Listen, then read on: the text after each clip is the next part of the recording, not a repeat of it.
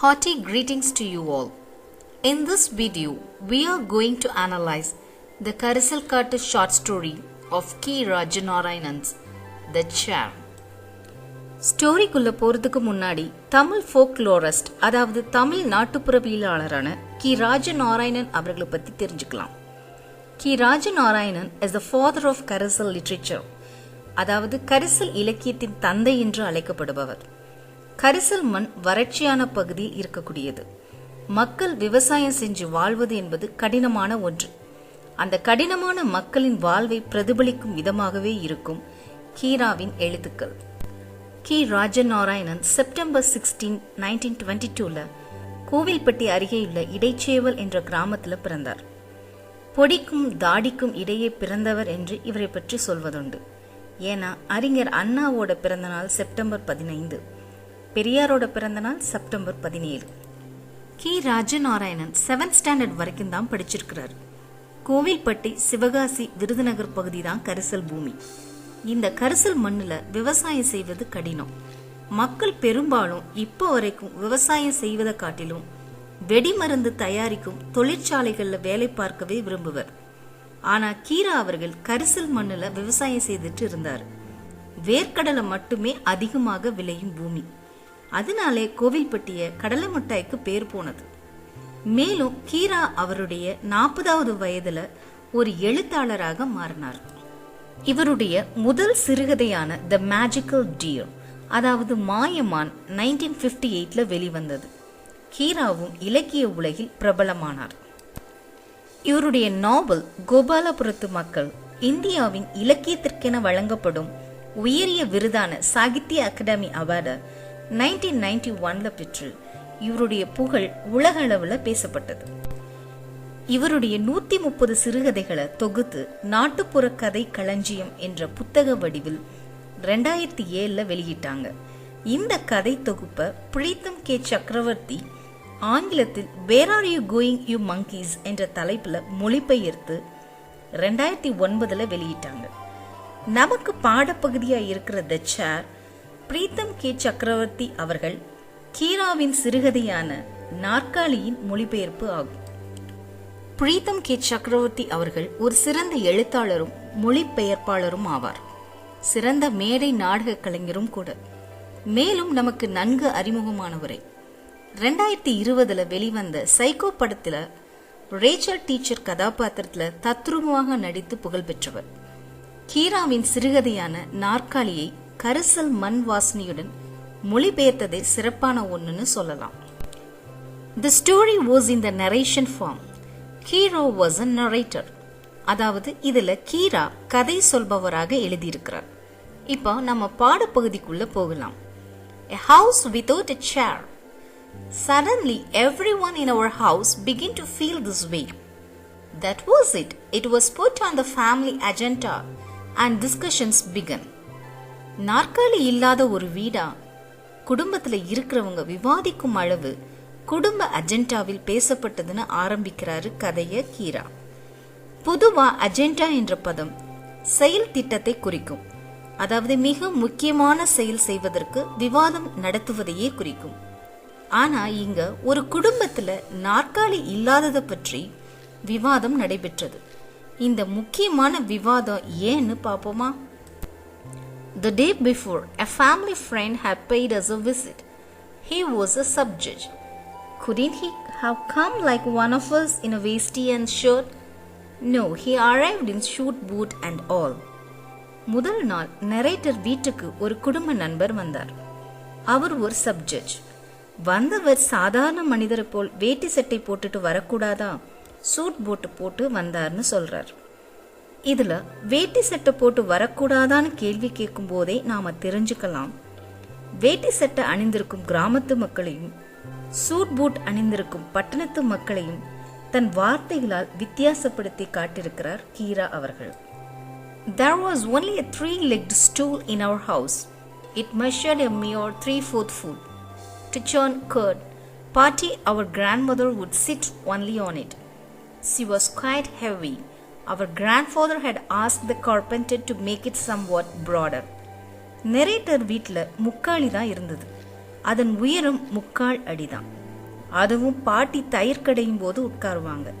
பாட்டி கொஞ்சம் தடிச்சவங்க என்பதால் தாத்தா அந்த முக்காலிய கொஞ்சம் அகலமாவே செய்ய சொல்லியிருந்ததாக சொல்றார்.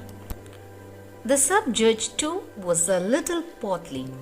Since we did not possess any other furniture, we brought that for him.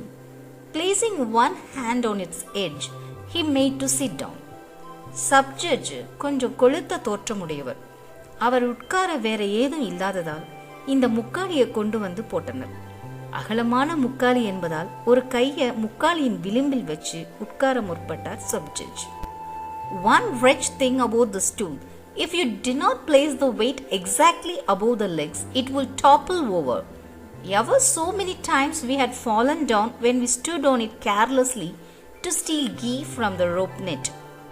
இந்த முக்காலியை பற்றிய மோசமான விஷயம் என்னன்னா, அதன் கால்களுக்குள் நேராக உட்காராமல் உடலின் பாரம் முக்காலியின் விளிம்பில் அழுத்தினால் முக்காலி கீழே விழுந்துவிடும். பல முறை வீட்டில் உள்ளவர்கள் உரியில் தொங்கிக் கொண்டிருக்கும் நெய்யை திருட முற்படும் போது கீழே விழுந்துள்ளனர். Poor thing, just as we were about to caution the sub-judge, he fell down with a thud and rolled over. சப்-ஜட்ஜை எச்சரிக்கை செய்ய நினைத்து வாயை திறப்பதற்கு முன் அவர் கீழே விழுந்து விடுகிறார். Me, my brother and my little sister couldn't control our giggles, so we ran to the back garden. நரேட்டரையும் அவரின் தம்பி மற்றும் கடைசி தங்கை மூவருக்கும் சிரிப்பு தாங்க முடியாமல் வீட்டின் பின்புறத்தில் உள்ள தோட்டத்திற்கு ஓடினார்கள். Just as we thought our chuckles had subsided, our sister would mimic the sub-judge, leaning her hand and rolling on the floor. Our laughter only lengthened.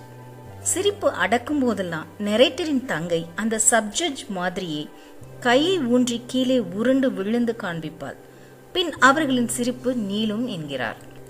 There was another reason for our giggles, the memory of our parents suppressing their giggles in front of the guest who had tumbled over.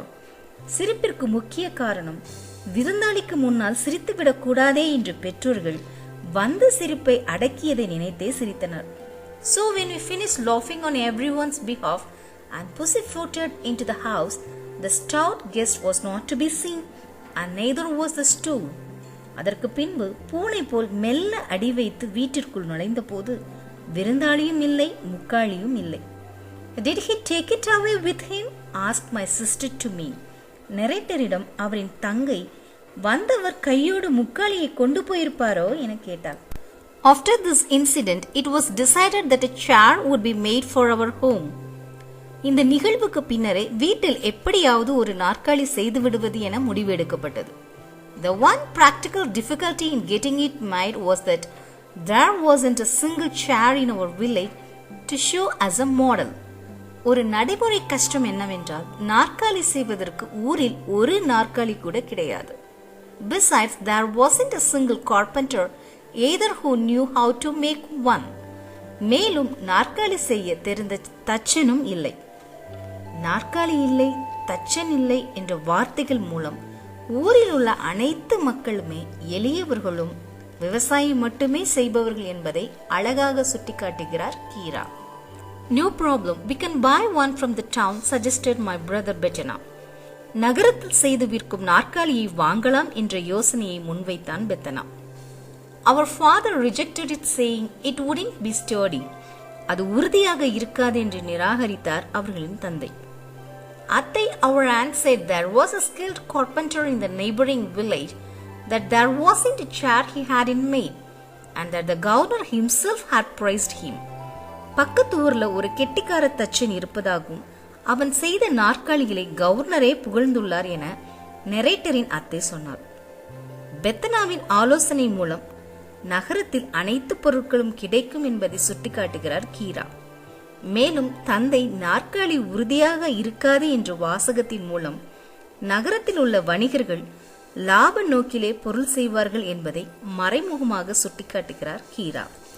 When my mother heard my aunt's second sentence, she turned her face as if to say, yes, yes, she's seen everything.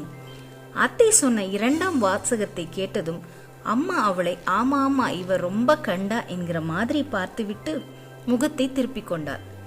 முகத்தை திருப்புகிற அசைவின் மூலம் வீட்டு மருமகளுக்கும் நாத்தனாருக்கும் உள்ள இயல்பான கருத்து வேறுபாடுகளை கீரா நமக்கு நயமாக எடுத்து காட்டியுள்ளார். My father called a worker, dispatched him to the carpenter's village and came and sat with us. Now there was discussion on the kind of wood to be used for the chair. அப்பா ஒரு வேலையாளை கூப்பிட்டு தச்சுண்டிய ஊருக்கு அனுப்பிவிட்டு குடும்பத்தோடு வந்து உட்கார்ந்தார்.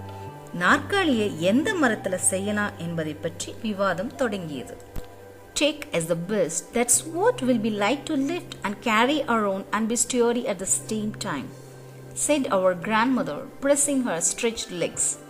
Our party was extremely fond of her legs. She was forever stroking them. தேக்கு மரத்துல தான் செய்ய வேண்டும், தூக்குவதற்கு எளிதாகவும் அதே சமயத்தில் உறுதியாகவும் இருக்கும் என்கிறார் பாட்டி. பாட்டிக்கு தன்னுடைய நீட்டிய கால்களின் மீது அதிக பிரியம் என்பதால் தன்னுடைய கால்களை தடவியவாறே சொல்கிறார். இதுல கால்களை தடவி கொண்டு இயல்பாக இருக்கும் பாட்டியையும் முதிர் வயதில தேக்கு மரத்தை பற்றி அவர்களின் அறிவு கூர்மையும் நமக்கு அழகாக தெரியப்படுத்துகிறார் Keera.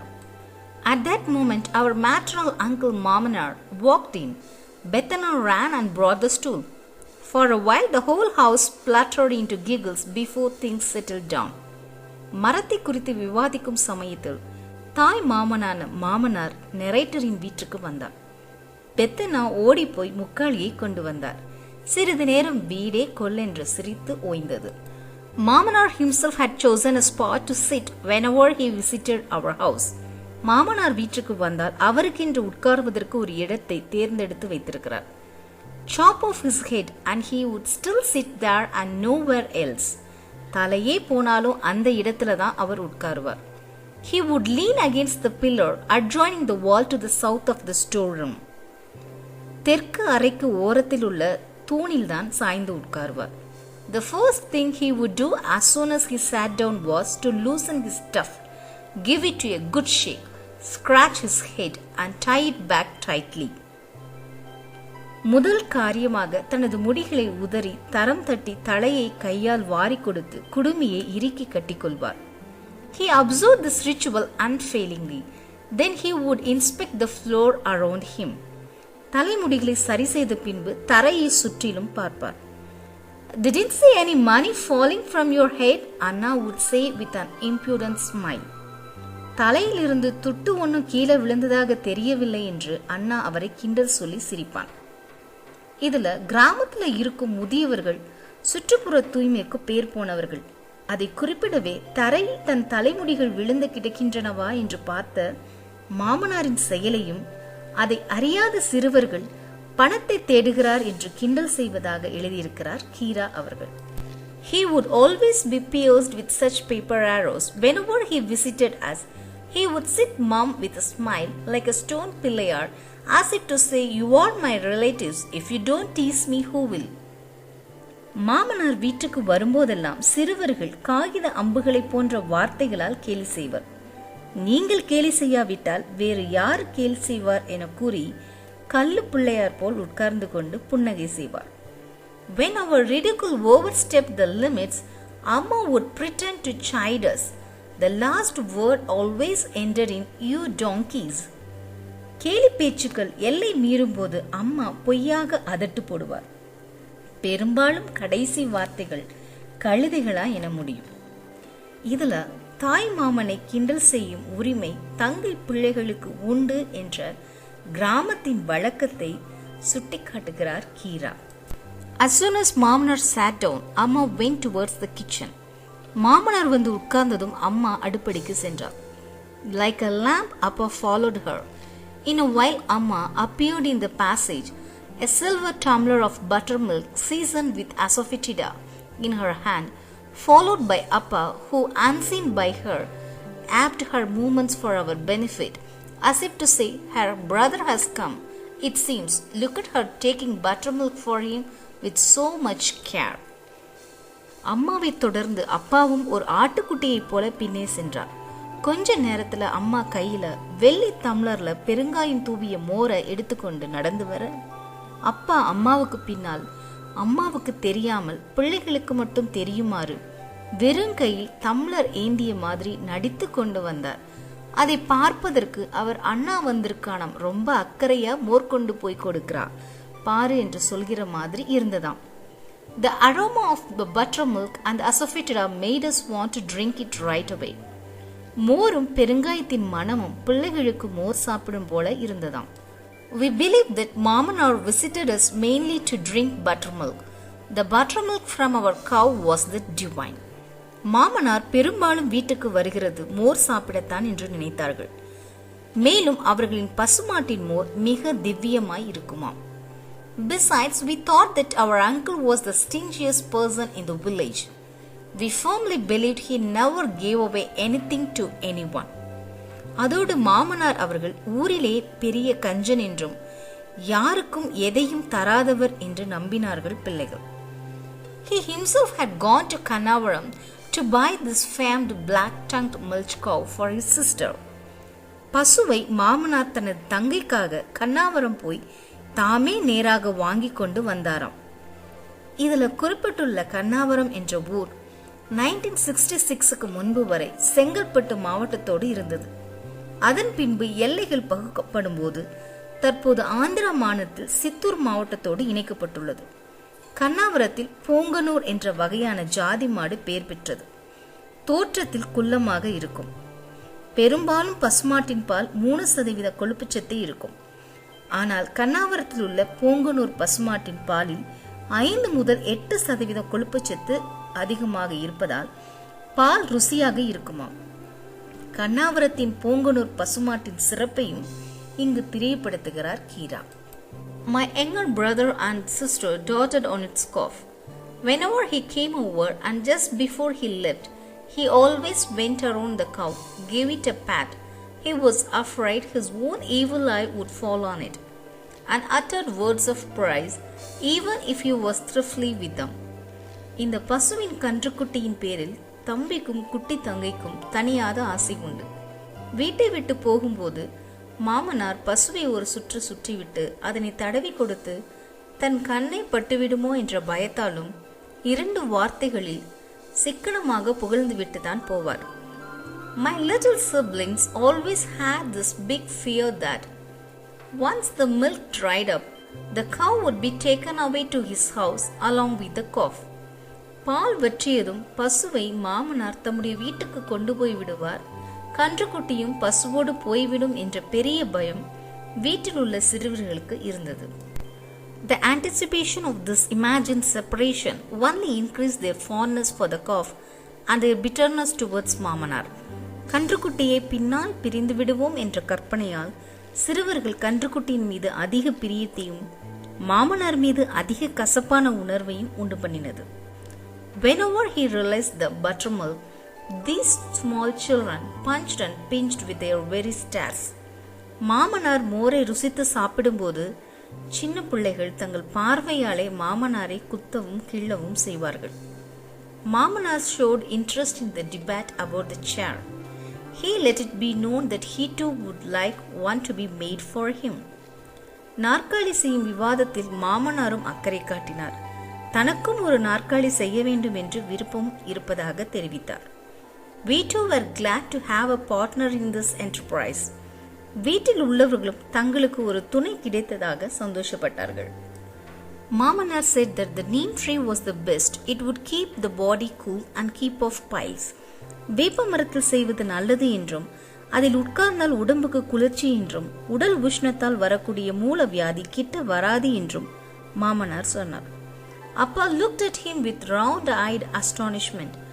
Only the day before, Appa had been talking to a farmhand about cutting down an ancient diamond-hard neem tree in our cattle pasture and laying it out to dry. வேப்பமரத்தை பற்றி மாமனார் கூறியதும் அப்பா ஆச்சரியத்தோடு முட்டைக்கண்களை விரித்து கவனித்தார். தங்கள் பண்ணையில் நீண்ட நாள் நின்ற வைரம் பாய்ந்த ஒரு வேப்பமரத்தை வெட்டி ஆறப்போட வேண்டுமென்று முந்தைய நாள்தான் வேலையாளிடம் அப்பா சொல்லியிருந்தார். Bedana said, making a tower of Puvarsu wood would be really good. It is a fine grained wood without knots and glossy and strong too. பூவரசம் கட்டையில் செய்தால் ரொம்ப நன்றாக இருக்கும். அது இறுக்கமும் நுண்மையாகவும் பளபளப்பாகவும் இருக்கும். உறுதியும் கூட என்றான் பெத்தனா. இந்த வரிகள்ல மொழிபெயர்ப்பாளரான பிரீத்தம் கே சக்கரவர்த்தி பூவரச மரத்தை போஷியா ட்ரீ என்ற ஆங்கிலத்தில் மாற்றம் செய்யாமல் கீரா பயன்படுத்திய பூவரச மரத்தை அப்படியே பயன்படுத்தியது மிக அருமையான ஒன்று. பூவரச வுட் என்று எழுதியிருப்பது கரிசல் மண்ணின் பெருமையை வெளிப்படுத்துகிறது. அதிக ஆக்சிஜனை உற்பத்தி செய்யும் மரம் என்பதாலும் காற்றை தடுக்கும் ஆற்றலாலும் கிராமங்களில் வீட்டுக்கு ஒரு பூவரச மரத்தை நட்டு வைத்திருப்பார்கள். ஆனால் இன்று அழிந்து வரும் மரங்களில் ஒன்று பூவரச மரம் என்பது குறிப்பிடத்தக்கது. Our elder sister said, all these are light colored woods, ugly to look at. After a while we will begin to even detest them. இதெல்லாம் வெளிர் நிறத்தில் உள்ளவைகள், பார்க்க சகிக்காது, கொஞ்ச நாளில் நமக்கே வெறுப்பு உண்டாகிடும் என்றாள் அக்கா. I am saying it will be the best to make it the color of ripe sugar cane or dark like sesame oil cake. But it's your wish. ஆனால் நான் சொல்கிறேன், செங்கரும்பு நிறத்திலோ அல்லது எள்ளு பலகாரத்தின் கருப்பு நிறத்திலோ செய்வது நல்லது. பிறகு உங்கள் இஷ்டம் என்றாள் அக்கா.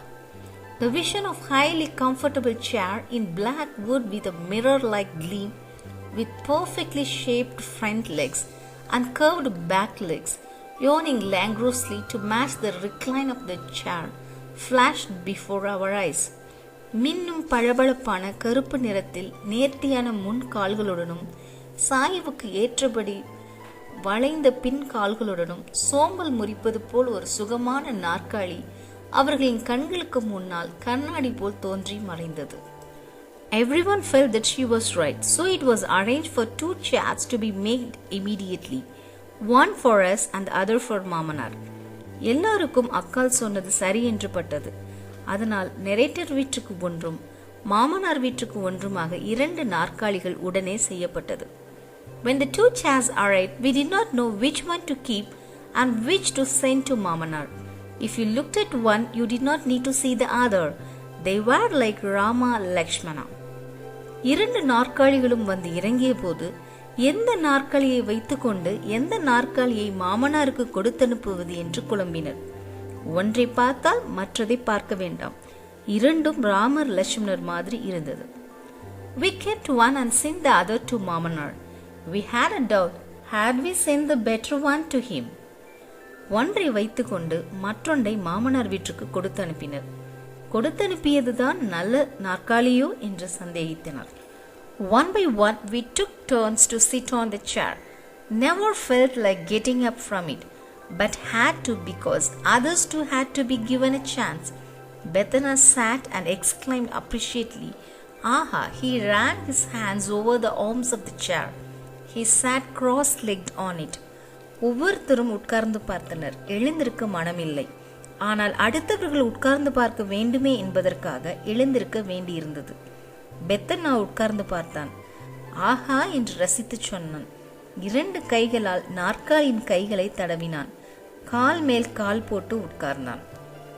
Athai said, "We have to stitch a cover for it, otherwise it will get soiled." ஒரு உரை தைத்து போட்டு விட வேண்டும், இல்லை என்றால் அழுக்காகிவிடும் என்றாள் அத்தை. My little sister and brother fought over it frequently. She would shout at him, "You have been sitting on it for so long. Get up, I want to sit now." குட்டி தங்கைக்கும் தம்பிக்கும் அடிக்கடி சண்டை வரும். நீயே உட்கார்ந்திருக்க, எழுந்தடா என்று தங்கை கத்துவார். "Ayo, I have just sat down. Look at her, Amma," he would say, his face puckering as if about to cry. ஐயோ, இப்பதான் உட்கார்ந்தேன், இவளை பாருமா என்று அழ ஆரம்பிக்கிற மாதிரி முகத்தை வைப்பான் தம்பி. The news of the arrival of our chat spread like fire around the village. People, children and adults arrived in hordes to see the chair. வீட்டிற்கு நாற்காலி வந்தது. காட்டு தீ போல் ஊருக்குள் பரவியது. குழந்தைகளும் பெரியவர்களும் பெரும் கூட்டமாக வந்து நாற்காலியை பார்த்துவிட்டு போனார்கள். A few even stroked it. An old man lifted the chair. Quite heavy. He has made it sturdy, he commented the carpenter. சிலர் தடவி பார்த்தனர், சிலர் உட்கார்ந்து பார்த்தனர். ஒரு கிழவர் நாற்காலியை தூக்கி பார்த்துவிட்டு, நல்ல கணம், உறுதியாக செய்திருக்கிறான் தச்சன் என்று பாராட்டினார். A few days passed by. One night, someone knocked on the door.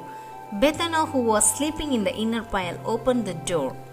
சில நாட்கள் ஆயிற்று. ஒரு நாள் இரவில் யாரோ கதவை தட்டினர். உள் திண்ணையில் படுத்திருந்த பெத்தனா போய் கதவை திறந்தான். They said that an important person had just died in the village and that they needed the chair. ஊருக்குள் முக்கியமான பிரமுகர் இறந்து போய்விட்டார், நாற்காலி வேண்டும் என்றனர். Since the deceased was also known to us, we too attended the funeral. It was on our chair that they had propped up the eminent person. இறந்து போன நபர் வேண்டியவர் என்பதால் குடும்பத்தோடு துக்க வீட்டுக்கு சென்றனர். துக்க வீட்டில் தங்களுடைய நாற்காலியில் தான் இறந்து போன முக்கிய பிரமுகரை உட்கார வைத்திருந்தனர். Till now in our village they always seated the corpse only on the floor. இதுவரை அவர்கள் கிராமத்தில் இறந்து போனவர்களை தரையில் தான் உட்கார வைப்பார்கள். A grinding stone was laid on the floor and propped up to keep the corpse from rolling away.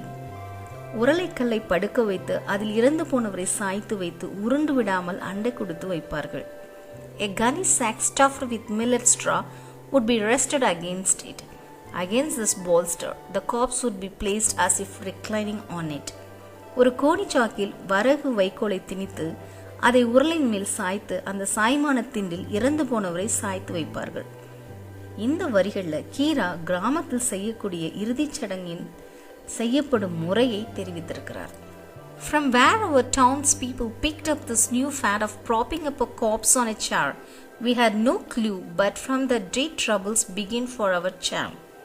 நாற்காலில் உட்கார வைக்கும் புதிய போக்கு ஊர்க்காரர்களுக்கு எப்படி வந்தது என்று தெரியவில்லை. ஆனால் அன்று பிடித்தது நாற்காலிக்கு வினை. They had moved from floor tickets to chair tickets. தரை டிக்கெட்டிலிருந்து நாற்காலிக்கு மாற்றிவிட்டனர் என நொந்து கொண்டனர் வீட்டார்கள். When the occasion in that household was over, they left the chair in our front yard. வீட்டு விசேஷம் முடிந்த பின் நாற்காலியை முன் தொலைவில் கொண்டு வந்து போட்டு சென்றனர். The children of the house were scared even to look at the chair. நாற்காலியை பார்க்கவே வீட்டு குழந்தைகள் பயந்தனர். We had the servant take it to the well and give it good hard scrub with hay and wash it down with 15 big buckets of water. வேலைக்காரன் ஒருவன் நாற்காலியை கிணற்றடிக்கு கொண்டு போய் வைக்கோலால் நன்கு தேய்த்து பெரிய வாளியில் 15 வாளி தண்ணீர் ஊற்றி கழுவி கொண்டு வந்தான். Even after several days, no one had the guts to sit on it. We did not know how to bring it back into use. பல நாள் ஆகியும் ஒருவருக்கும் நாற்காலியில் உட்காரம் தைரியம் இல்லை. எப்படி திரும்பவும் பழக்கத்திற்கு கொண்டு வருவது என்றும் தெரியவில்லை வீட்டில் உள்ளவர்களுக்கு. Fortunately, a guest visited our house one day. We had the chair brought for him. நல்ல வேளையாக ஒரு நாள் வீட்டுக்கு ஒரு விருந்தாளி வந்தார். அவருக்கு அந்த நாற்காலியை கொண்டு வந்து போட முற்பட்டோம். Don't bother, I will sit here, he said and went towards the cloth mat. We were afraid that he would sit on the floor.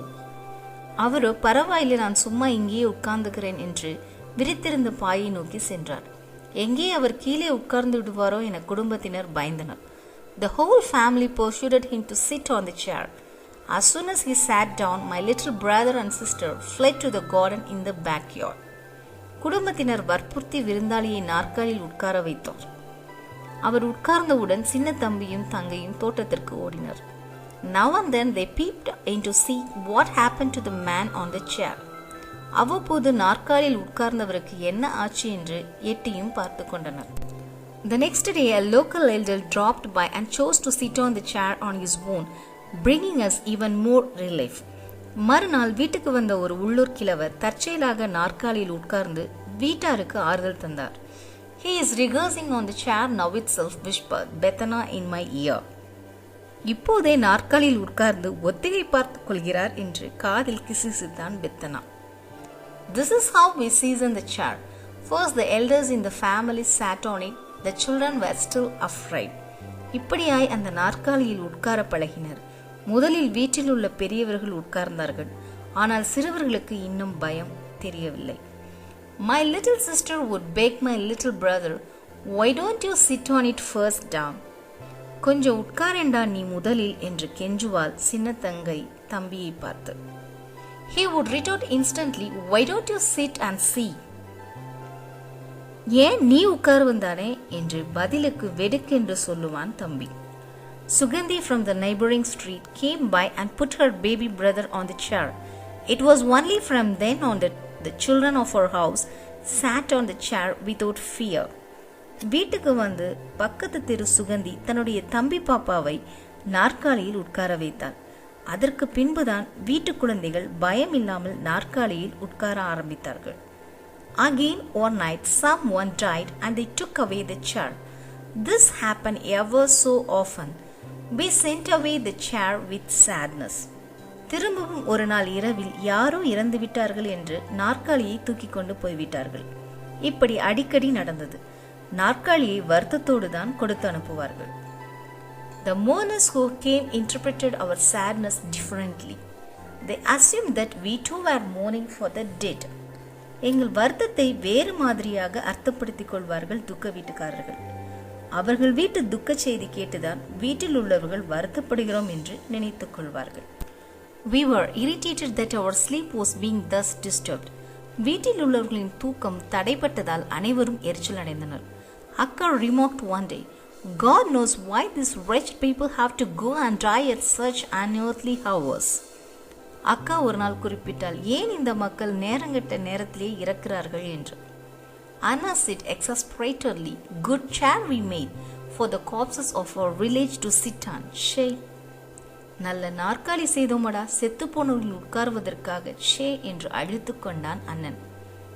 All because the chair was ordered at an inauspicious time, said our aunt. நாற்காலியை செய்ய கொடுத்த நேரம் சரியில்லை என்றால் அத்தாய். இந்த உரையாடல்கள் மூலம் வீட்டில் உள்ள மொத்த குடும்பத்தின் மனநிலைமையையும் கீரா அழகாக நமக்கு தெரியப்படுத்தியிருக்கிறார் இந்த உரையாடல்களில். Bethana finally thought of an idea. We kept it to the two of us. கடைசியா பெத்தனா ஒரு யோசனை செய்தான். அதை இருவர் மட்டாக தனியாக வைத்துக் கொண்டனர். Amma sent me on an errand to Mamunar's house one day. When I entered his house, there he was sitting in splendor on his chair and popping betel leaves into his mouth. ஒரு நாள் அம்மா ஏதோ காரியமாக மாமனாரின் வீட்டுக்கு போய் வரும்படி சொன்னாள். மாமனார் வீட்டிற்குள் நரேட்டர் நுழைந்த போது மாமனார் நாற்காலியில் அமர்க்களமாய் உட்கார்ந்து வாயில் வெற்றிலையை மென்று கொண்டிருந்தார். It was an interesting pastime in itself to see him prepare and chew the betel leaves. மாமனார் வெற்றிலை போடும் விதத்தை பார்த்து கொண்டிருப்பதே சுவாரஸ்யமான பொழுதுபோக்கு. Carefully, with utmost gentleness, so as not to injure it, he would open his beloved betel box. மிக ஜாக்கிரதையாகவும் மிக மெதுவாகவும் தனது அன்பான வெற்றிலை பெட்டியை திறப்பார் மாமனார். A span wide, an elbow long, and 4 fingers high, he would clean and burnish it every day till it shone like gold. சான் அகலமும் முழ நீளமும் 4 விரல் உயரம் கொண்ட வெற்றிலை பெட்டியை தினமும் தேய்ச்சி தொடச்சு தங்கம் போல பளபளப்பாக வைத்திருந்தார் மாமனார். He would reverently take out his paraphernalia as if taking out things from a puja box. பூஜை பெட்டியிலிருந்து ஜாமான்களை எடுத்து வைக்கிற மாதிரி மாமனார் தனது வெற்றிலை பெட்டியிலிருந்து ஒவ்வொன்றாக எடுத்து வெளியில் வைப்பார். Though he wiped the betel leaves clean, he never pinched off the stalk. So thriftily was he. வெற்றிலையை நன்றாக துடைப்பாரை தவிர காம்புகளை கிள்ளும் பழக்கம் மாமனாரிடம் கிடையாது. அவ்வளவு சிக்கனம். If he found a coarse leaf, he would stripe the veins off, which always made us think of the old riddle chant about betel leaves. Catch hold of Muthappan, stripe off his spine, smear him with fresh butter. சில சமயம் முத்தின வெற்றிலையை அகப்பட்டு விட்டால் மட்டும் இலையின் பின்னுள்ள நரம்புகளை உரிப்பார். அப்பொழுது நமக்கு முத்தப்பனை பிடிச்சு முதுகுத்தோலை உரிச்சு பச்சை வெண்ணெய் தடவி என்ற வெற்றிலையின் பற்றின விடுகதையின் பாடல் ஞாபகம் வரும் என்கிறார் நரேட்டர். இதில் முத்தப்பன் என்பது முத்தின வெற்றிலையையும் முதுகுத்தோலை உரிச்சு என்பது முத்தின வெற்றிலையின் தண்டுகளை உரிப்பதையும் பச்சை வெண்ணெயை தடவி என்பது தூய்மையான சுண்ணாம்பை தடவுவதை குறிக்கும் விடுகதை ஆகும். கீரா இந்த பாடலின் மூலம் கிராமத்தினரின் விடுகதை பாங்கான பாடல்களை நமக்கு தெரியப்படுத்தியிருக்கிறார். He would snip the broken arak nut. Sniffing was supposed to ward off intoxication. உடைந்த பாக்கை எடுத்து முகர்ந்து பார்ப்பார் மாமனார்.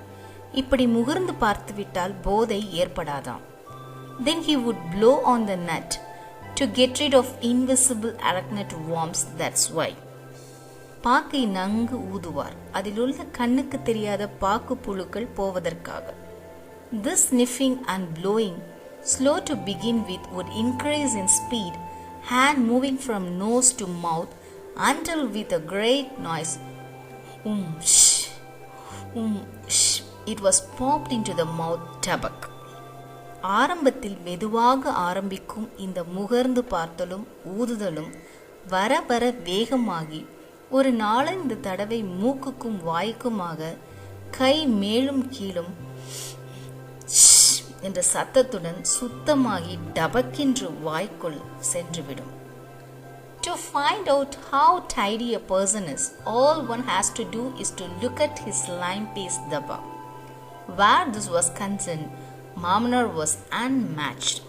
ஒருவர் உபயோகிக்கும் சுண்ணாம்பு டப்பியை பார்த்தாலே அவருடைய சுத்தத்தை பற்றி தெரிந்துவிடும். மாமனார் இதெல்லாம் ஒப்பிட முடியாதவர். Even the excess lime paste on his finger was not wiped off unnecessarily on other objects. You could press his lime paste dabba to your eyes with reverence. விரலில் மிஞ்சும் சுண்ணாம்பை கூட வீணாக மற்ற பொருட்கள் மேல் தடவ மாட்டார். மாமனாரின் சுண்ணாம்பு டப்பியை எடுத்து கண்ணில் ஒற்றிக்கொள்ளலாம்.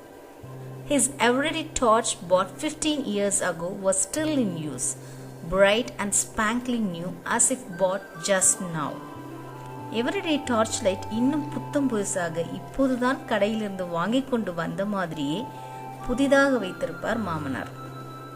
The one bought by our family at the same time had sprung a leak. Dented, yellowing and pitiable, it looked like a chronic patient about to die.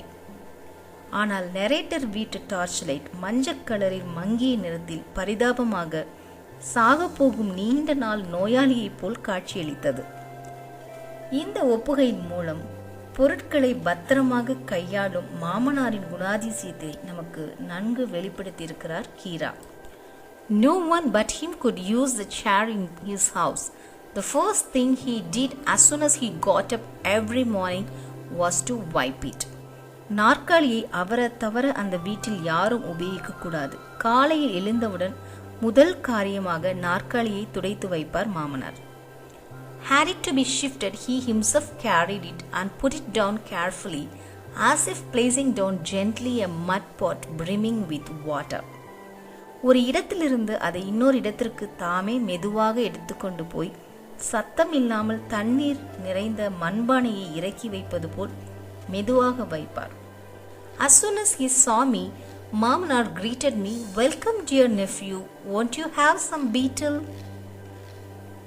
மாமனார் நரேட்டரை கண்டதும் வரவேணும் மருமகனே என்று கூறி வரவேற்றார். கொஞ்சம் வெற்றிலை போடலாமே என்றும் கேட்டார்.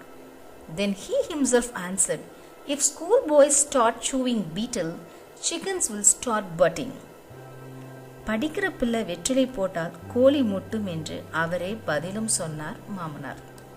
I conveyed to him what Amma asked me to and returned home. அம்மா சொல்லி அனுப்பிய தகவலை மாமனாரிடம் சொல்லிவிட்டு வீடு திரும்பினார் narrator. At an ungodly hour in the night, there was a knock at the door.